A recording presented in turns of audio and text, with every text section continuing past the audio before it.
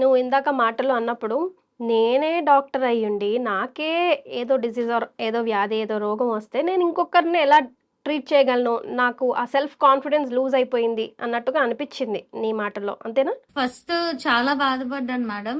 అసలు చాలా కష్టపడి సీట్ తెచ్చుకొని ఇంకా ఫైనల్ గా ఎంబీబీఎస్ సీట్ వచ్చిందన్న వెంటనే ఇలాగని చెప్పి షుగర్ ఉంది అని తెలిసిన వెంటనే అది కూడా చాలా హై లెవెల్స్ ఉంది. హ్మ్. ఇంకా అసలు డైజెస్ట్ చేసుకోలేకపోయాను మేడం. అంటే ఇంకా నేను షుగర్ పెట్టుకొని ఇంకా వచ్చే పేషెంట్స్ కి ఏం ట్రీట్ చేస్తాను అనే ఒక క్వశ్చన్ మార్క్ అయితే ఉంది.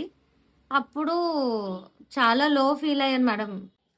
సార్ కి కాల్ చేశాను మేడం. కాల్ చేసి అడిగాను ఇలాగా, సార్ జనరల్ గా షుగర్ అనేది రివర్స్ అవ్వదు కదా సార్, ఇలాగా నేను రివర్స్ చేసుకోగలనా లేదా మేనేజ్ చేసుకోగలనా అని చెప్పేసి సార్ కి అడిగాను మేడం. అడిగితే సార్ ఒకటే మాట అన్నారు, హుహు. మీరు డైట్ అంతా చాలా స్ట్రిక్ట్ గా చేసి మీ లైఫ్ స్టైల్ చేంజ్ చేసుకొని మేము ఏం చెప్తామో అది మీరు యాజ్ ఇట్ ఈస్ గా చేస్తే మీరైతే రిజల్ట్స్ కన్ఫర్మ్ గా చూస్తారు అని చెప్పి సార్ చాలా ఎంకరేజింగ్ గా మొత్తం అంతా చెప్పారు.